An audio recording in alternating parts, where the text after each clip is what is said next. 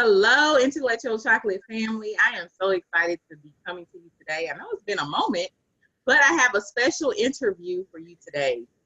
Before I get started, make sure if you want to get actually interviewed on Intellectual Chocolate, go to intellectualchocolate.com, complete the form. We're looking to have conversations, of course, with intelligent Black minds like the young lady I have with me today. I have Miss Laure Carter from ronicmwest.com. We're going to get into a conversation about health. I'm your host, ronicmwest, and I'm just excited to be with you guys today. I feel like it's been a minute, but I'm back. So we're gonna get this started. So now, Laure, let's just go ahead and introduce yourself to the viewers and tell them who you are. Okay, very well. Thank you, Ronick, and thank you for having me today. I'm really, really excited about having this conversation with you. So my name is actually Laure Carter from ronicmwest.com. And yes, it's oftentimes pronounced Laurie because the E at the end, but it's French. My first name is French, and it's the final E in French is always silent. So we pronounce it Laure Carter. And I am an Ayurvedic diet and lifestyle practitioner, as well as a yoga and meditation teacher, and actually a plant-based healthy cooking chef. So, and I use all those tools to help women have a healthier relationship with foods and with their bodies.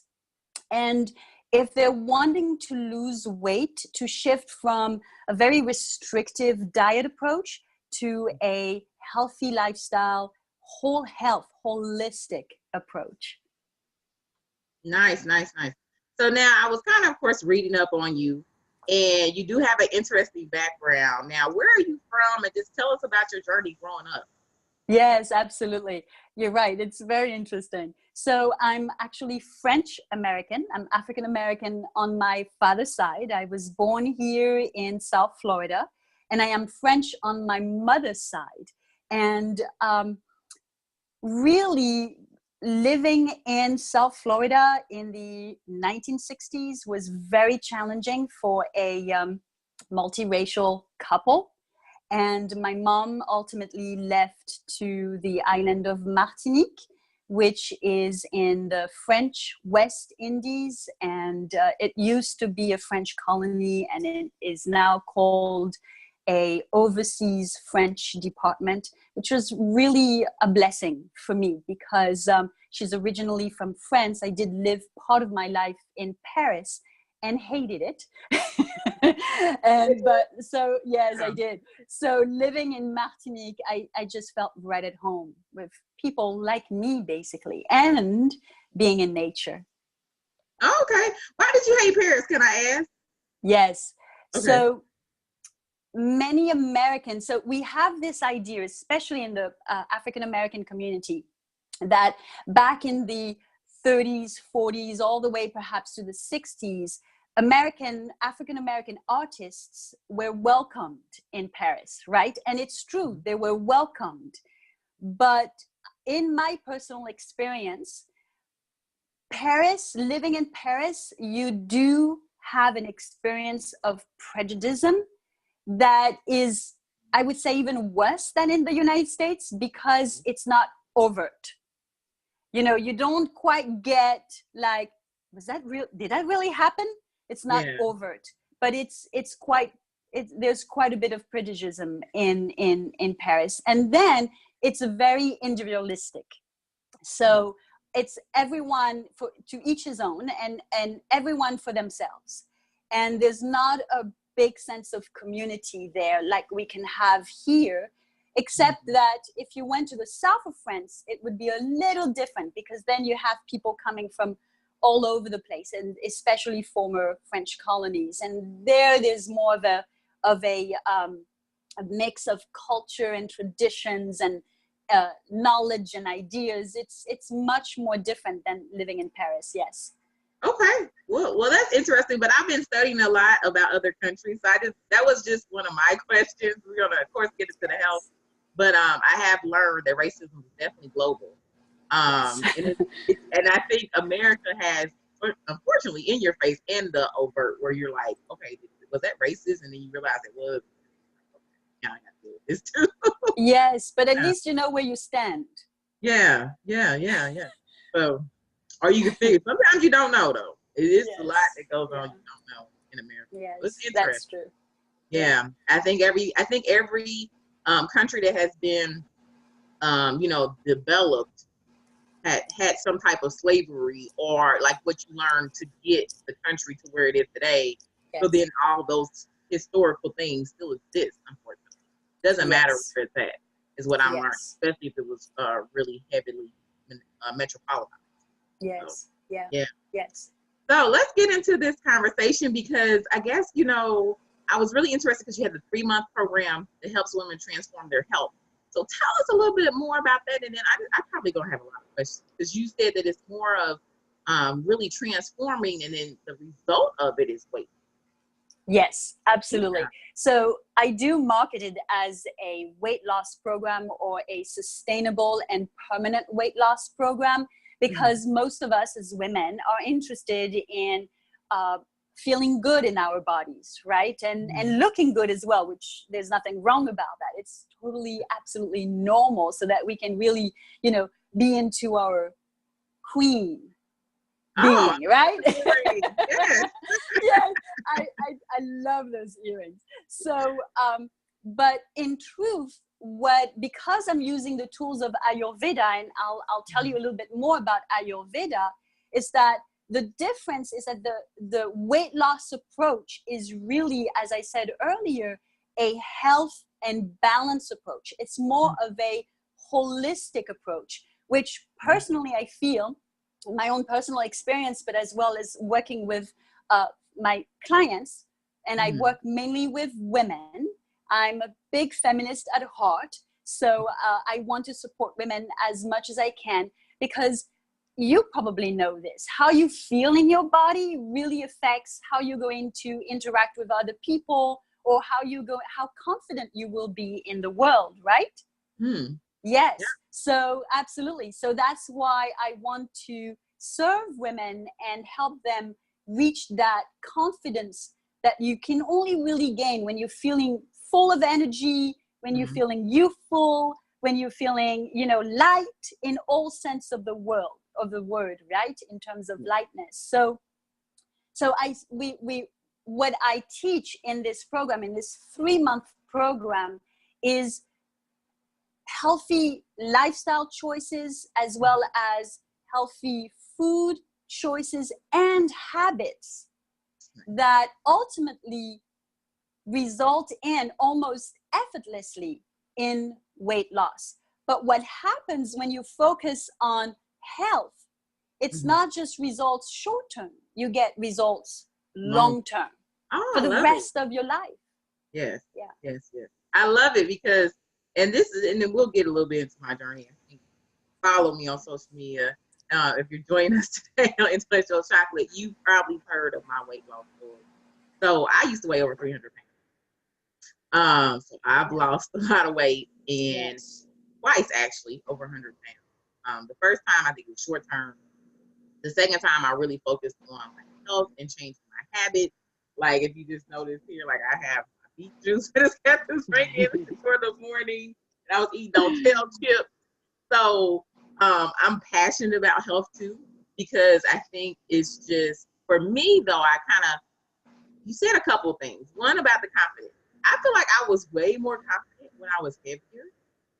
And I don't know what it is. It might have been somebody said once, well, because you had it. So that's interesting, to me, because I think Yes. if you really struggle with obesity, or being heavy, then you really do have that kind of, I don't know, it's different. Like I would say I'm more conscious now of the way I look and stuff. But when I was heavier, I was like really confident. I wore like different stuff, this and other more. I'm like, now I'm like, even though I'm smaller, it's still like it's a conscious thing. So it's very mental, is what I'll say. Yes. Yes. But I'm very passionate about getting people to just get healthy. Like you said, I think for me, I always see people looking for quick results or short-term results, and are they like, well, I want to be this size, and they don't never really focus on the health first. And I'm like, get Yes. healthy first, and then once you maintain it for some years, then decide if you want to go to the next level. Like you want to like be a, a athlete or go into competition or whatever, then go from there. But I see so many people start and stop because they're focused on just that main weight loss. And I'm like, no, just focus on your overall health. And then you'll see that the weight will come off. You'll get to a healthy weight. Learn how to maintain that, because maintenance, I think, is harder almost than losing the weight, to be honest. Yes. And then you'll learn how to maintain that, and then you'll get better. But what's your thoughts on that? Because that's just my journey. And, I've been through a journey for like about 10 years, but the last 5 years I've stayed, the same weight. But I know my lifestyle has tremendous. Yes, wonderful. I absolutely, totally agree with you.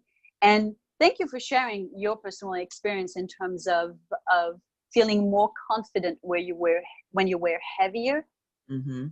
I wonder if it isn't because for some women, and it might not be your case, but for some women, the weight is a protection. It's a shield, right, from the world outside. And I say this because I've kind of heard it and seen it before. Mm-hmm. I've seen women lose weight and then get uncomfortable because of how other people, especially men, were looking at them. Mm-hmm. And then if you go a little bit deeper, you can find perhaps earlier in their lives some discomfort around how the world were looking at them. Right. Wow. So yeah, I thank you for sharing this, because I understand that very well.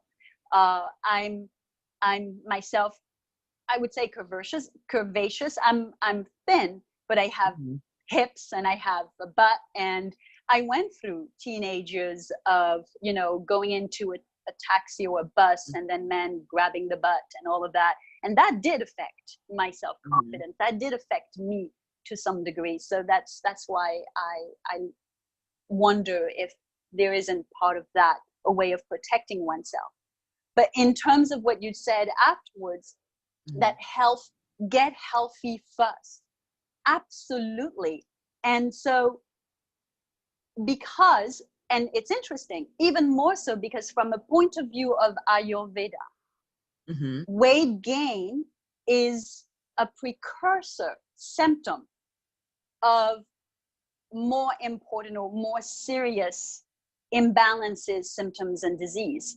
And it's not even today just from the point of view of Ayurveda. Even in Western modern medicine, we're recognizing that diseases that we call the affluent disease, which is really I don't know that there's so much the affluent disease, as there are the Western modern disease of heart disease, diabetes, cancer, obesity.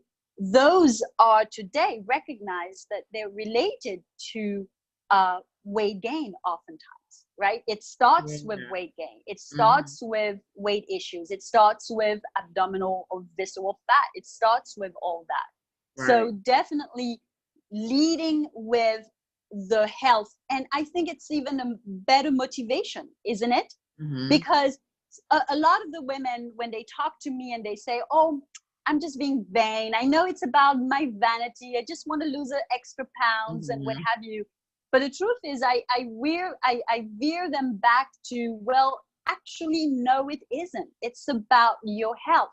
And their motivation when they realize that is much greater. Because if it's just vanity, then, we have this thing about vanity being one of the sins, right. That vain is not a good thing. So we may not be as motivated to lose the weight if it's just for the sake of vanity, because unconsciously or subconsciously we're programmed to think that it's not good to be vain. But when we think in terms of health, then we can really get motivated into taking care of ourselves. Very good examples now, as the women around me, my age, my generation, are having parents who did not take care of themselves. And now they have to take care of their parents because they have so many health issues. Yes. So we need to have a little bit of perspective and realize, hey, if we don't take good care of this now, imagine the burden that we're going to put onto our children later. Yes. Do we Yes. really want that? Yes. No. That's a good segue. Let me just all the viewers, if you just tuning in, I'm your host, ronicmwest, Intellectual Chocolate. I'm talking to Laure. Did I say that right? Yes. She's silent because she's French American. So, and she's gorgeous, as you guys can see, of course. We're talking about health. She's very passionate about getting women healthy. You can check her out at laurecarter.com to get more information. She has a 3-month program. She focuses on women of color, African American women, and so forth, because we have to first get healthy. And you just brought up a really good point. So we're going to go into that a little bit. But before I do that, make sure you share this out, comment, like, and subscribe to Intellectual Chocolate Podcast. And if you're interested in getting interviewed, make sure you go to intellectualchocolate.com, because we're always looking for more brilliant Black women to interview. Now, I always say, and I want to take a step back because I didn't get into your background and why you got passionate about health, so we'll get into that. But before we do that, I talk about Generation X a lot, because I'm Generation X, and a lot of people, they always talk about baby boomers, and they always talk about millennials. But I really feel like we get overlooked. We're like the first generation where we probably are taking care of kids and we're taking care of our parents. And like you said, our parents are dealing with a lot of health issues because they just didn't take care of themselves. Maybe it's from, them eating bad, or alcoholism, or whatever it may be. Smoking. Yes, smoking, like it's a huge one. I remember when I've never picked up smoking. I never picked up drinking, a lot of different things. And the only thing I had was my weight. And when I got to a certain point, I always had a good blood pressure. Blood work was always good, this and other. And I just got to a point where I got like in my 30s, I was just like, I've never had any serious health issues. There's no reason why I can't lose 100 pounds and get to a healthy weight and maintain that before I develop something. Like because I had stayed away from everything else. I said, but I hadn't controlled my weight. I was like, I need to get healthy. I don't want to be perfect. I don't be fine, but I want to be able to run if I need to. I want to be able to do push-ups, do sit-ups, and just work out if I want to, or work out 3 times a week, just to maintain, find out, make sure I'm putting the right things in my body. Like, I can do that, and I said that would be, it was just a revelation to me before I started experiencing my parents, my mother, thank God, is healthy and gorgeous as well, blessed genes. But my dad, unfortunately, he suffers majorly from his liver, not working, so forth, smoking, so forth, and all, and just not taking care of, not eating the right things and the food and so forth. He's young, he's 60 something, and I'm like, that's still young, to be experiencing all this and to see that, and it just breaks my heart. But it makes you motivated to be even more healthier, for yourself, because like you said, you don't want to put that burden on your child. Like, I only have one daughter, but I always talk about when I leave, I don't want her to do a funeral or anything. I want her to live her life, put me in the ocean somewhere. Don't do it. I don't want her stressed at all. So I would hate for her to have to go through that with me, with things I can prevent. So yes, I think, I'm happy that we're going into this. I think a lot of people go into this mindset of healthy eating. Some people are choosing vegan. Some people are, I think it's, I've heard about something where people just eat seafood now. They're getting so many different names for different choices. They're coming up with pescatarian. That's what I think it is. They got vegan, and then they have vegetarians and so forth. So everybody's really focused on health, doing the juices and so forth. But I think, even if you don't go to that extreme, it is definitely things you can curtail to help you stay healthy, and just really be conscious of what's happening with your body. But you just brought up a good point. I just wanted to expand on that a little bit. Yes. Yeah, absolutely. And by the way, Generation X, I try, my intention is to catch women from 35 to 55, because that's really the time when our hormones are also changing. Yes. And so, and as you probably already know, it does have an impact on our heart health. It has an impact on our, even on our nervous system health, and also on our digestive health. So this is really the range, mainly for me, this is the age range of my clients between 35 and 55. So I can get them before they start experiencing the way that I did, some of the health challenges that come with all of these changes in the body. And, you know, one point that I wanted to make in terms of what you just said, in terms of all of these different diets and what have you, you're right, there's so many diets to choose. And I'm Ayurveda, and myself personally, I think that we here in the West and in the modern nutritional approach, the diet approach, whether it is vegan, vegetarian, seafood, Mediterranean, which I hear a lot of. Wow. I think a lot of hospitals are now asking their patients, especially their patients with heart disease, to go onto the Mediterranean diet, whatever that means. So Right. from an Ayurvedic point of view, and in my own personal experience and observation, I have found that there's too much focus on what diet. And really, it doesn't have to be like that. We can eat the foods we love and not have to do something very drastic. But what Ayurveda does, no but, and what Ayurveda focuses on is how well you digest the food you're eating. Because you can eat the best of foods. You know, I had clients, that was the best example. I remember many years ago, I had a client who told me, well, Laure, I don't understand. I steam my broccoli, I eat broccoli, it's a healthy food, right? But every time I eat it, I have gas and bloating, and it goes down from there. And so with from the point of vista of Ayurveda, I was able to tell her, well, it doesn't matter really how good the foods you eat are if you can't digest them. Because if you can't digest them, your body cannot turn it into the nutrients your cells need. Yes. And then if you can't digest them, you're actually accumulating waste. It becomes waste.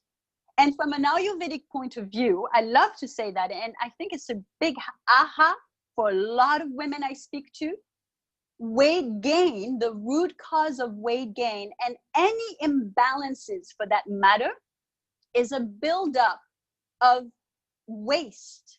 It's a buildup of waste, whether it's a waste from the foods that your body isn't able to eat, to digest, whether it's a waste from the makeup we put on our face, especially as women, our skincare, our makeup, all of that, the toxins there are in our makeups, especially.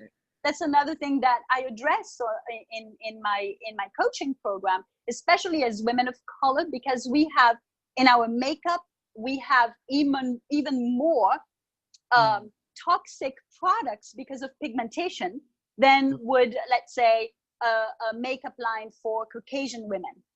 You see, so we have to be even more aware of those things. So again, the root cause, whether of weight gain or any imbalances from an Ayurvedic point of view, is the buildup of that waste, the buildup of toxins that our body isn't capable of metabolizing, which is another word to say digestion, because that's what digestive system does. It doesn't just digest foods, it digests everything else that we take in through the whole of our body. Wow. Yeah. You know, I've talked to trainers who focus on the digestive part, and that's like, and I think it's irritable bowel syndrome. It's a very common occurrence within our community, right? Yes. And I know a lot of people are always battling with that, and even like you just said, that it's when our hormones changed. It hit me this year. I turned 40, I'm almost 41, but I could tell like my whole like I'm going through a change or something. And I was just, whoa. Like, and you know, when you really pay attention to your body and you're health conscious or whatever, you can tell when things are changing. And so it's just like, okay, this is a change. I didn't warn me about this. You know, I always tell people, they said 40 was going to be great. And I was like, I don't know. Yes. Yeah. I was good. Yes. And now it's like craziness. So I want to talk a little bit more about your background.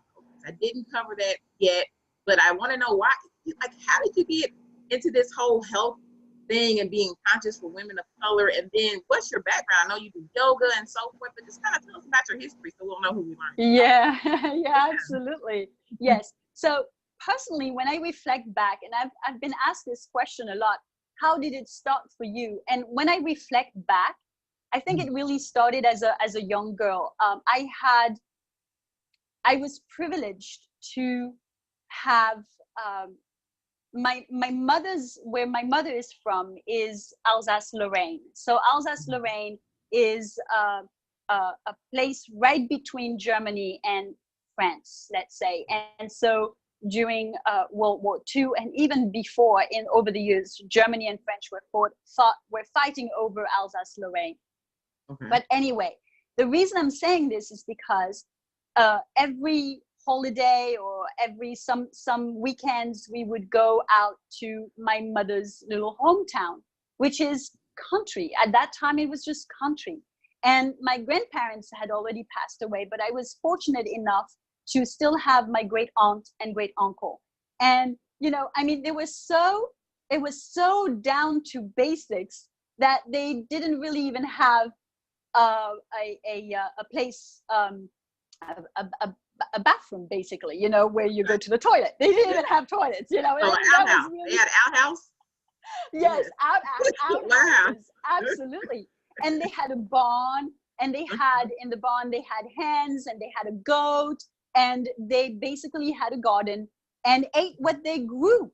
And so it was my favorite time. I absolutely loved them. And I loved going into the garden with my mémé, my great aunt, or with my great uncle, my tonton Charles. And let me describe to you an every morning that was for me. So for me, I would get up, and then the hen would let us know, would cackle and let us know that she just laid an egg.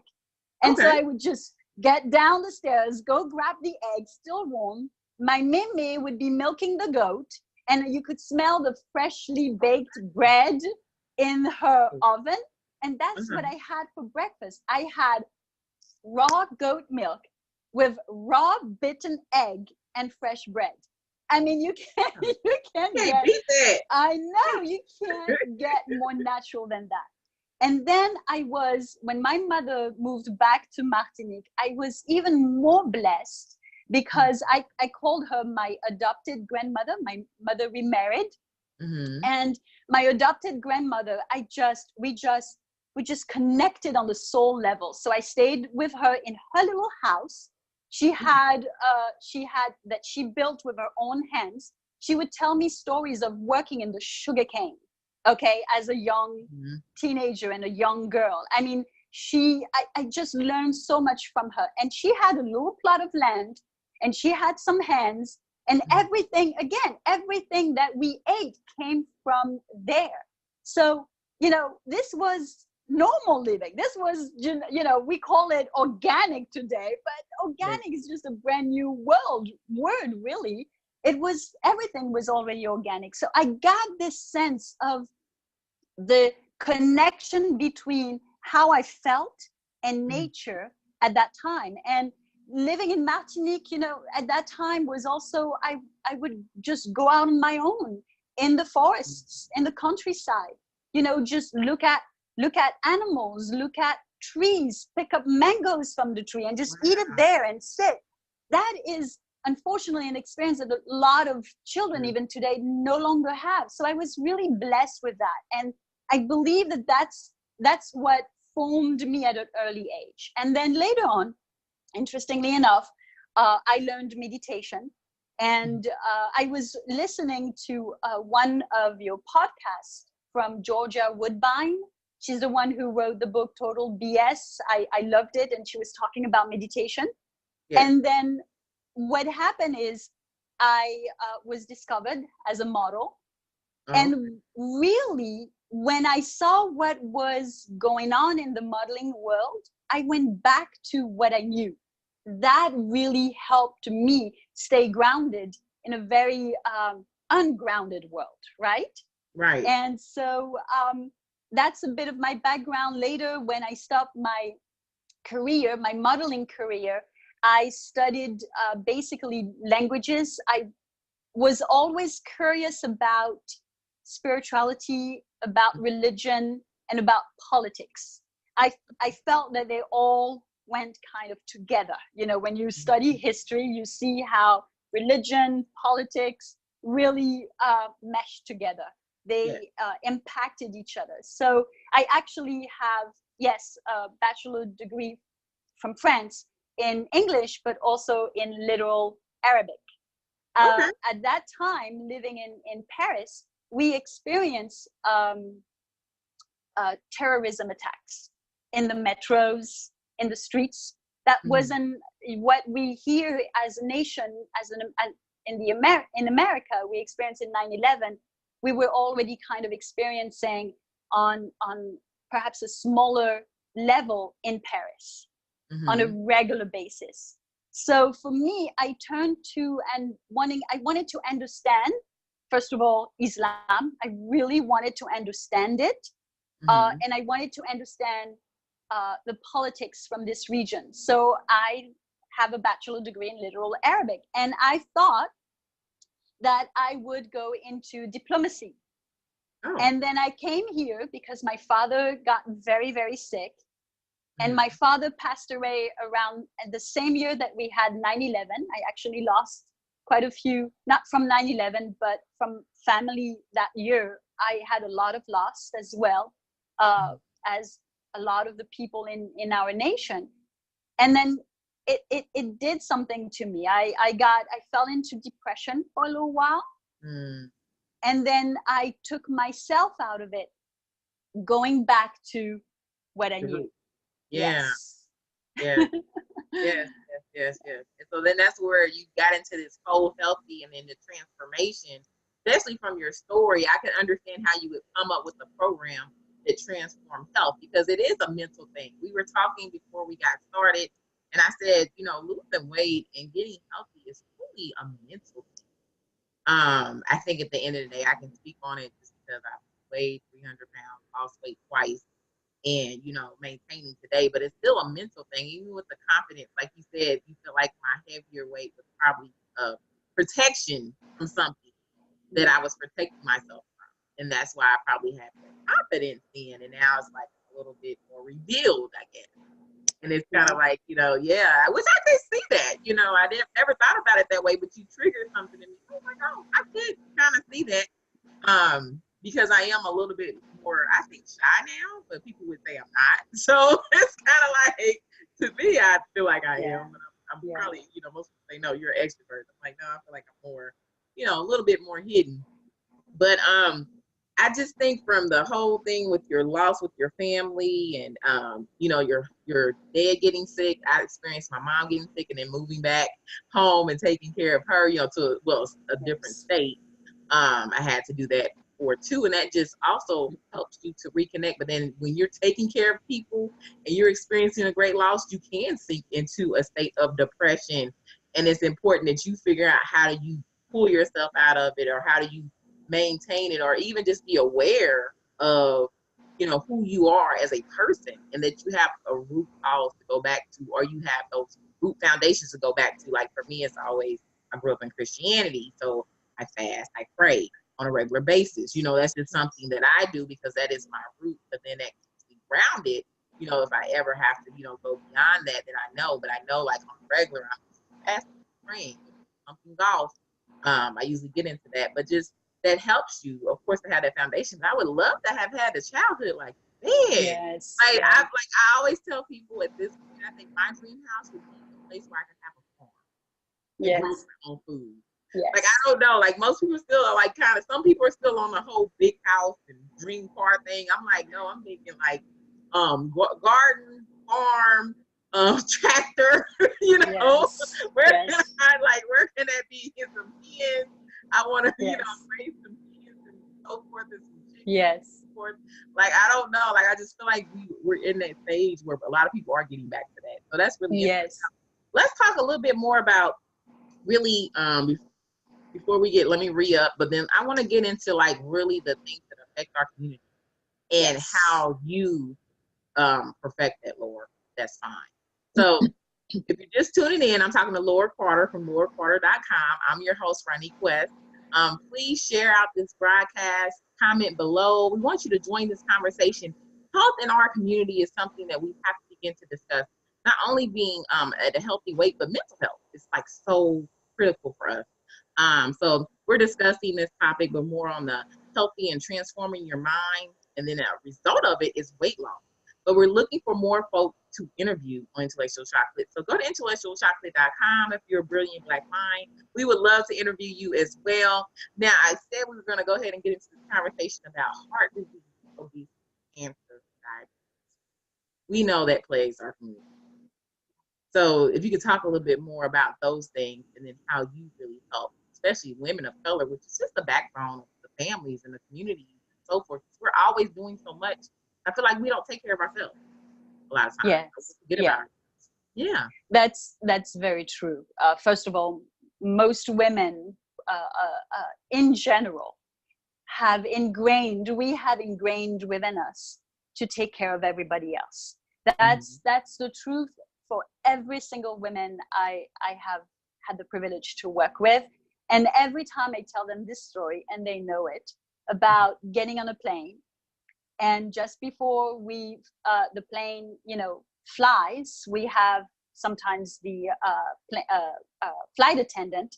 Now we have videos of, and they tell you about the oxygen masks, right? And what do they tell you to do when the oxygen masks drop? Do you know, Ronnie? You're supposed to put on yours first before you assist somebody else's. Exactly. Exactly. And then I go a step further. I said, because if you can't breathe, how are you going to, put the mask on your child or on someone else? You can't breathe. Yeah. And so the thing is, we've got to a point as women where we ignore the sign, where we're always like, so we're like holding our breath, trying to help everybody else, because we ignore the precursor signs. And we have to take care of ourselves. I'll tell you why. Because as women, we are the first educators. That's it. Period. We are the first educators. So if we don't take care of ourselves, what are we teaching? Where are we getting the energy to teach what we're teaching, what we have to teach to our society? We're the first educators.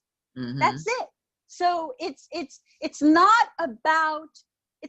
even at this point about, oh, I'm taking care of myself. Oh, it's selfish to take care of myself. Not at all. Not anymore. It has nothing to do with being selfish. It's selfish not to take care of ourselves. Because we can't take care of other people. We can't educate. If I may, I want to say, when this idea really hit me back in the day, when I was studying literal Arabic, and I had made a lot of friends in the Arabic community, especially from Northern Africa, Morocco, all of those places, Algeria. And as you know, in many of those countries, women's rights are still very much, there's still very little women's rights in many of those countries. And we were having amongst women a conversation about how men, about the laws of these countries, how men are completely disregarding women's rights, and how unfair it was, and all of that. And I was kind of in the back listening, and then it hit me, and with my very loud voice, as you know, I said, but hold on a minute. Who's raising those men? We are raising those men. So what are we teaching them?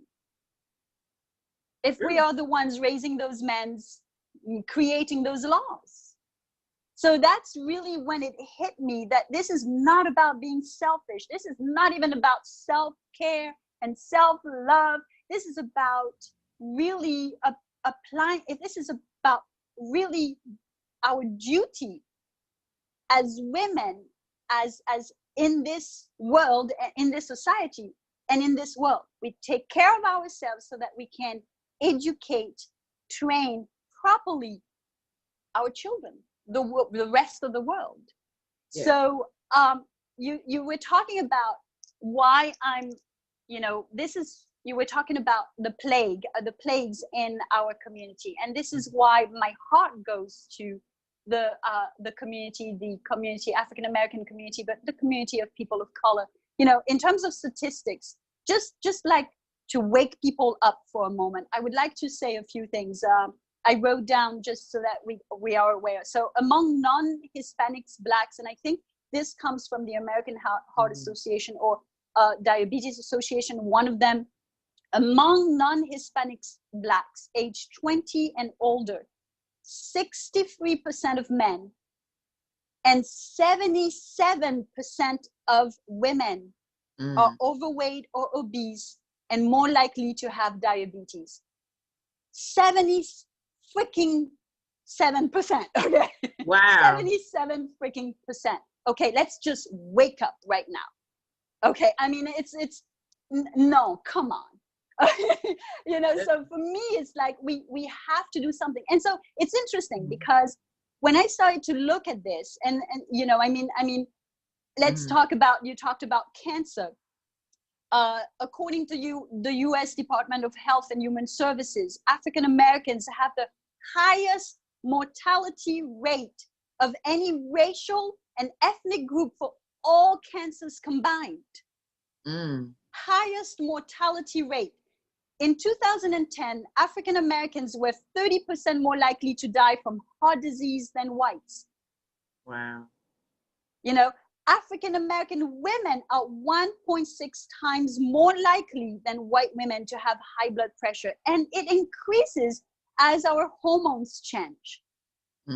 So when I hear these things, there are two thoughts that I think about. The first thought is, I hear a lot of talk about being free, being mentally free, getting out of the slave mentality, and all of those things. And for me, I think that we focus a lot on the outside in terms of our perhaps creating more exterior health, wealth, and abundance, having more jobs, opportunities, all of that. We focus more on the outside, but we're not seeing that we're still not at all free in terms of our health. So the second thought I have, with all of these diets, with this influx of juicing and all of this and all of that, why isn't it reaching us? Okay, why isn't that reaching us? So here's what I think. Here's what I come up with. First of all, and that's why I chose Ayurveda. That's why I didn't go to nutrition or dietetic school and dietitian school. I chose Ayurveda because I believe that in our community, what we really need is not another freaking diet. What we need is a holistic approach. And what I mean by that is we need to reach and seek what is going to heal us, not just on the physical level, but also on the emotional level, on the spiritual level, on the mental level. That's the real approach we need to have. And only a tradition as old, and which is, by the way, an indigenous tradition, can really provide us the tools. Why? Because whether it is, from my personal opinion, whether it is modern Western nutrition or modern Western medicine, and they do have some goods, but what happens is that their approach is fragmented. It continues to focus on the parts, good and bad, right and wrong. This parts, it doesn't see the whole person. It doesn't see us as a whole person, not just today, but with all of our background, all of our history. And that is really important. No matter how we want to perhaps not see it at that level, it's just as important in our health to consider our history, to consider what has happened to us, where we're coming from, the kind of wounds that has created, on a mental, emotional, and spiritual level, as well as on the physical level. And I'm going to say something that might really irritate a lot of people, but let's look at how with this approach, this fragmented approach, is very Eurocentered. It's very Eurocentered. I mean, if you look at imperialism, yes, what they did, European imperialism or colonialism, or however you want to call it, is to take a people out of their roots, out of their history, out of their community, in order to overcome them, or in order to enslave them, basically. I tend to think, if you do an analogy, that Western modern nutrition and Western modern medicine in some ways do the same thing. We take a person out of the whole of this person. We take only, okay, the heart is not okay, so we focus on the heart. Well, no, there's so much more around the heart. We are heartbroken. Okay, let's heal our heart, not just through the foods we eat, which is very important, but also through all of the practices. You mentioned, your faith. I mean, even that, I see a lot of people of faith who still go out after church and what have you, and go and eat fried chicken. We have to have, that's in my always personal, like the food that's at the gathering. Exactly. And so there's a disconnect with that. And here's what is going to irritate people. Soul foods, in my personal opinion, is slave foods. So we're still carrying elements of that experience with us, and we expect to be free. We expect to thrive. Right. We have to take everything into account. And there's a very simple way, easy way to enjoy collard greens. We just don't have to put all the pork in it, Right. True. We can still have some of the foods we enjoy, but we have to really see how pernicious, Euro-centered things out there. I mean, I was talking about, all those diet and all those things. Where are they? How are they reaching us and what have you? They're not. They're not reaching us. They're staying. They're really things that are more available to a particular type of particular groups in our society, mainly affluent and mainly European or Caucasian or white. We have to be aware of that. So for me, I wanted to, first of all, find something, and I found Ayurveda, which is interesting. It's an indigenous medicine that comes to us as diet and lifestyle, but it's from India, and I believe that if we had an occasion, there are many similarities if we would study that in ancient Indian medicine with ancient African medicine, because guess what? A lot of them are very similar, just in the same way that in ancient shamanic medicine or medicine from the South America are very similar. At that time, holistic medicine is the same. I talk a lot. You're good. I see your eyes looking like notes. So that was very passionate. So I want to educate, and I also, it's a call for more people in our community who are passionate about health to look beyond what we know from the Western modern point of view. Yes. I think that's where you touched on a lot. And I just want to touch on some of the things you touched on, because really, triggered some things in me to think about. Just the whitewash of history and the removal of who we are has really affected us as a culture, because we don't understand who we are. We don't know where we came from. We don't understand what our practices were before it was stripped from us. But a lot of us are really soul searching and trying to figure it out. But then when you begin to learn and you begin to understand, you automatically start removing things. Like, I remember the first time I lost 100 pounds, the first thing I removed was pork. So pork has not been in my diet forever. But then I always tell people, if you're like trying to figure out, well, how am I going to let something go? Once you let it go for a while and you try to eat it, your body will reject it. Exactly. You will get sick. You will feel a change.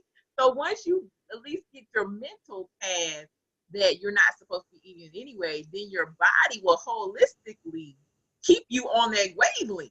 So you ain't got to worry about going back to it. You probably, sometimes, like, I can't get around pork. If I smell it, I get sick.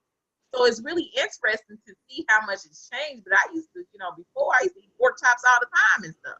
So, chitlins too. But I couldn't touch a chitlin today if I seen it, But that was 10 years ago. But it's a journey, right?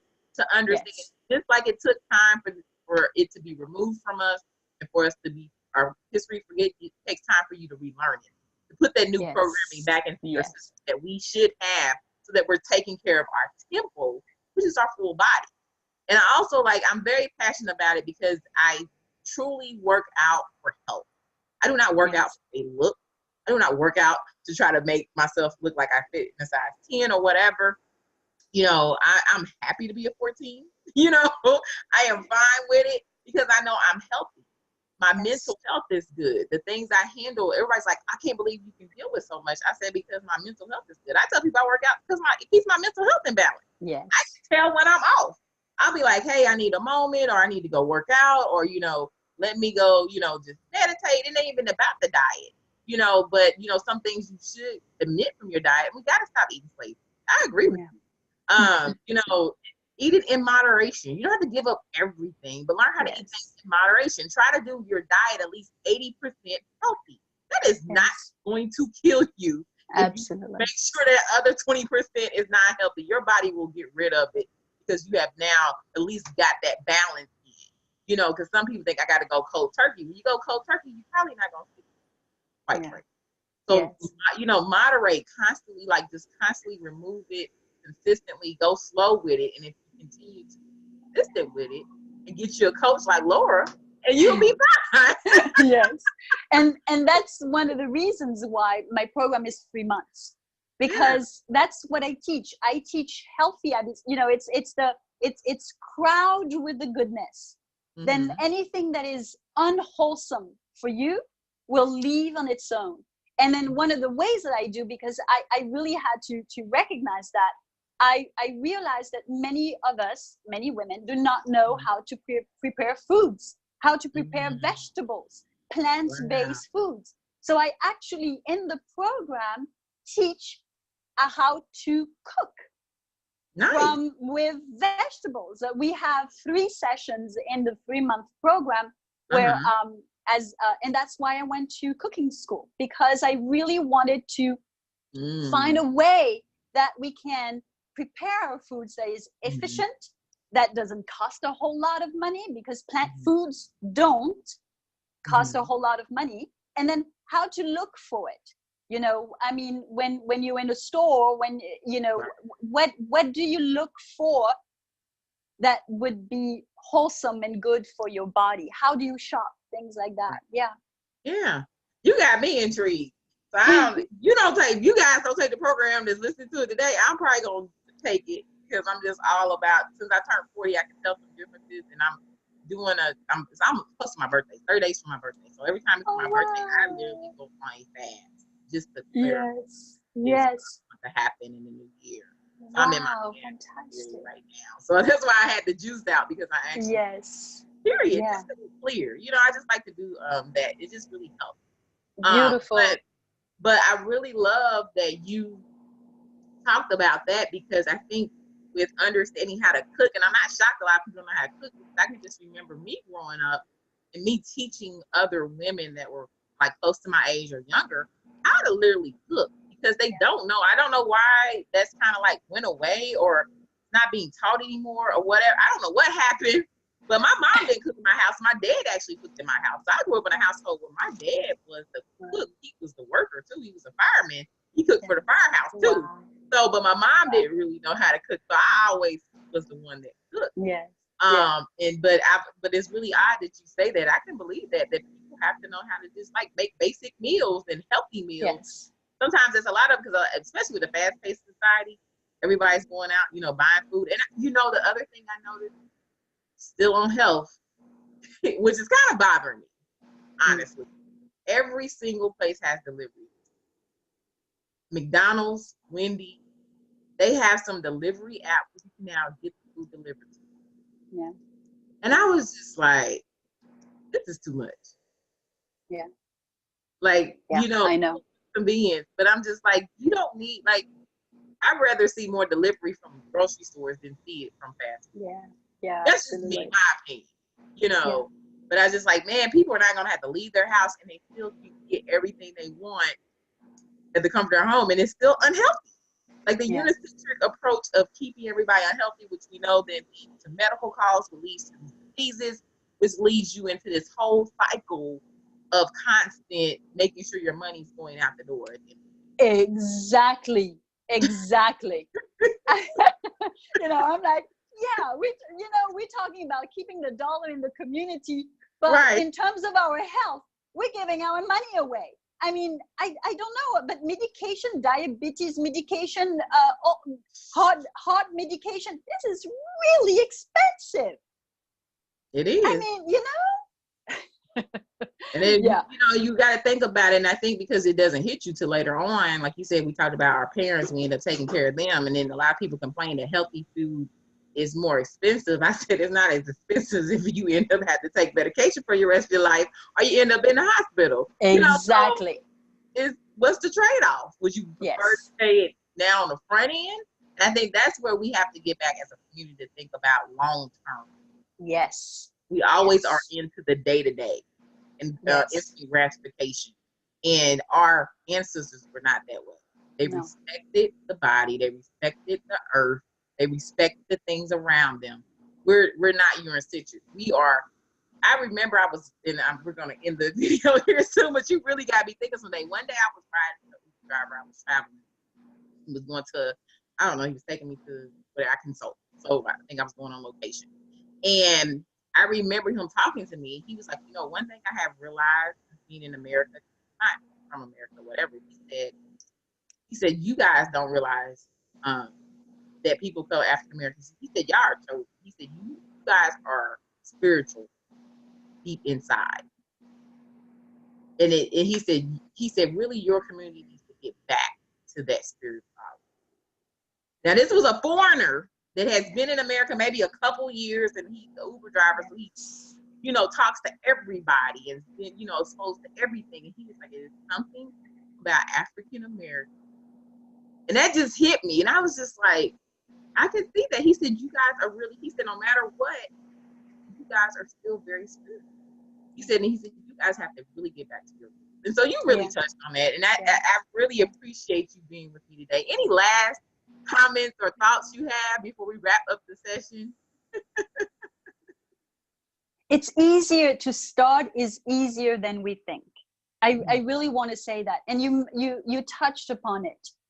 And it's like you said, just beginning to take out certain things, or crowd more. I mean, we have, I know you mentioned, and it ties up to something that I really want to do. And perhaps it's a good opportunity, just in case people who see that can help me accomplish that.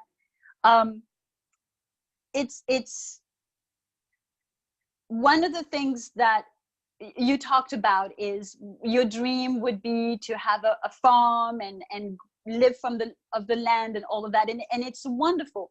But we also want to recognize that there are farmers today who do that around us. I mean, the number of farms around me, I live in South Florida, and the number of farms who are maybe not totally organic, but because they're small farms and local farms, they still don't use some of the pesticides and herbicides that conventional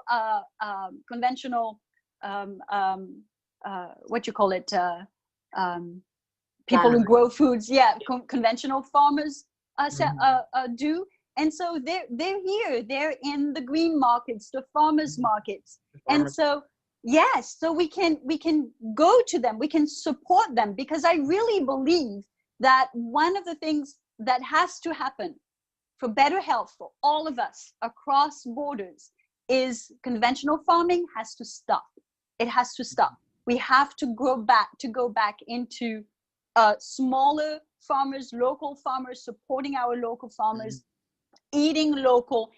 What grows in our environment is what our bodies need. And that ties into something that I really want to do. And I'm right now researching. I want to more and more connect with community gardens, small farmers. I would love to be able to set co-ops in our communities where healthy local foods are available, that no matter what is your income, you can have access to it. And then I want to train people to teach in the different communities how to cook those foods, how to make them simply, because it's great to have, kale, but then what do you do with it? Right. You want to find out and ways that your kids are also going to enjoy them.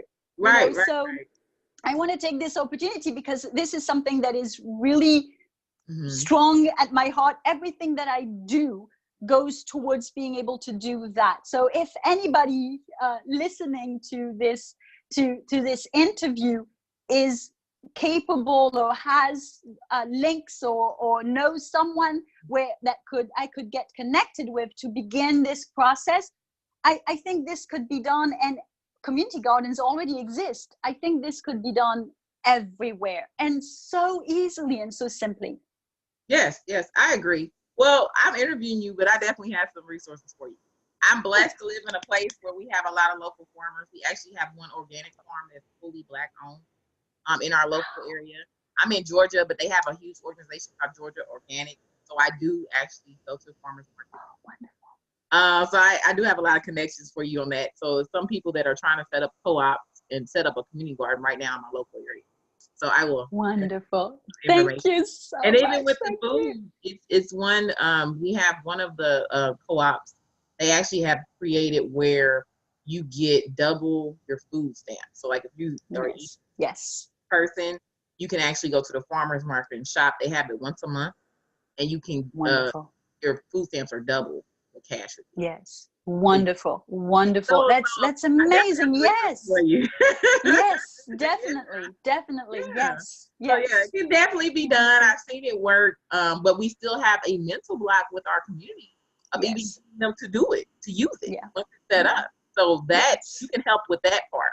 Because I think what I see in my community, even though all these things exist, it still is a block for them to even come out and do it and use it. So it's interesting to see. Yes.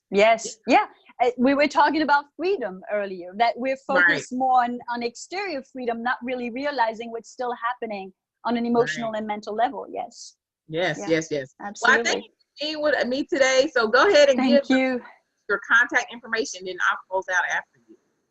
Thank you very much for having me. I mean, I truly enjoy speaking with you, Ronick. And so my contact information, my website is laurecarter.com. It's LEURECARTER.com. You can find me on Facebook at Laure Lifestyle, LEURE Lifestyle, and on Instagram at Laure_lifestyle.